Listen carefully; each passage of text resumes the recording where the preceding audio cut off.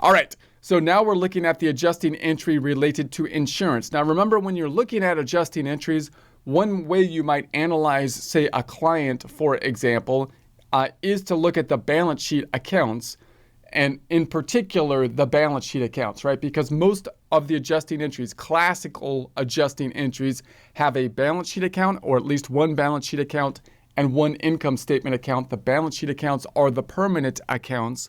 So typically, we can kind of look through the balance sheet accounts and say, is there an accrual component to this balance sheet account? Like accounts receivable has an accrual component, inventory has an accrual component, the furniture and fixtures. And if so, is there then an adjusting entry typical to that type of account?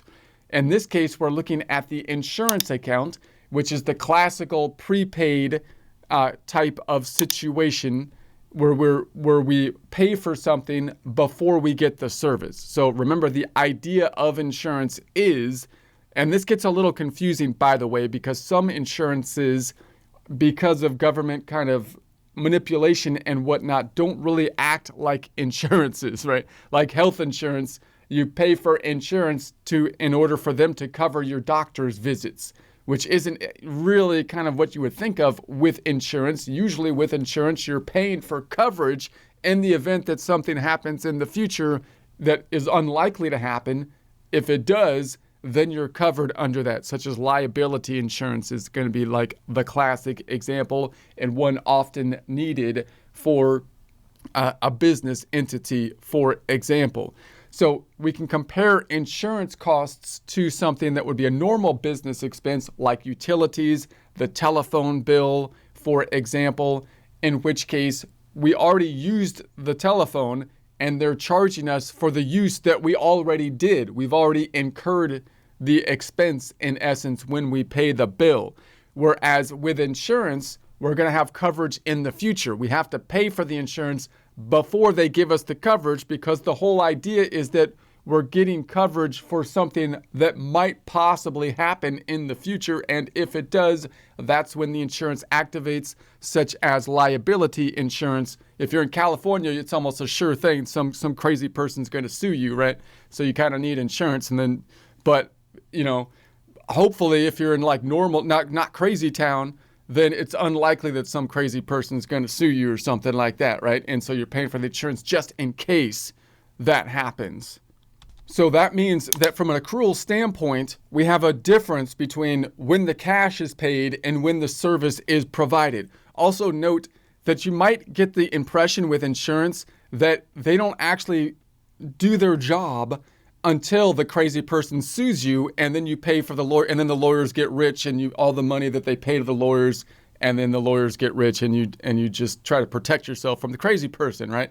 But even if the crazy person doesn't sue you and you don't get any benefit from the insurance, you still did get a benefit. We got the benefit of assurance, the coverage, the lowering of the risk. So that's what is going to happen over time. And that's how we apply out basically the benefit. Now, if we paid insurance month to month, then it might still be close enough for us to just basically expense the insurance when the insurance happens. But oftentimes it's cheaper to pay for insurance at least a year in advance. So now we've prepaid a year in advance. We have a similar scenario as to the property, plant, and equipment, which is often a more extreme and tangible scenario. So just a quick recap of that. The most extreme scenario of this kind of prepaid situation would be, what if I bought an office building for $100,000 and I paid cash for it? Would I then expense it as office building expense? Naturally, most people would say no, because the building's an asset. Why is it naturally an asset in our mind? Because we're not going to consume the asset yet. It's going to sit, we're going to hang on to it and use it. Therefore, we should be allocating the cost over the useful life of the use of the building. So similarly here, you have the prepaid insurance, meaning I haven't consumed the insurance yet, and therefore it shouldn't be an expense yet. It really should be an asset, because it's something that I'm going to consume in the future for the use within the business. That's the general idea of it. Now, from a logistical standpoint, the question is, how has the accounting department done this, right? Normally, classically, in a book problem, we would say, even if you had bank feeds in your QuickBooks system, you just set up the bank feeds from the bookkeeping side to always record insurance not to an expense, but into an asset account. So that means every time they buy the insurance, it's just going to increase the asset account. The asset account is never going to close out to the equity like the income statement does. The income statement closes out to equity. The asset accounts go up forever. Therefore, we need the adjusting entry. So the fact that there would be something in this insurance, prepaid insurance, on the balance sheet would tell us, hey, we need to look at that account and make sure that we do the adjusting entry to record the portion of the prepaid insurance that has been consumed, meaning the part of the policy that has passed, the time period that has passed, and expense that portion according to the accrual basis. That would be the general idea.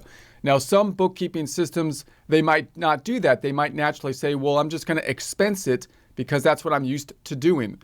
If that happens, then what we have to do is say, okay, look, this is a business. There's no insurance, prepaid insurance on the balance sheet.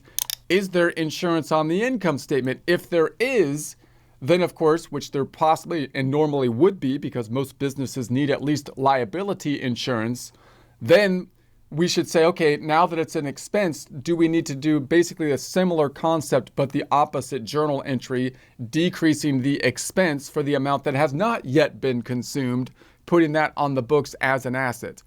Now, note, you can do it either way. You can do it either way, but traditionally, we want to put the expenses on the books as an asset. Why? Because it's easier.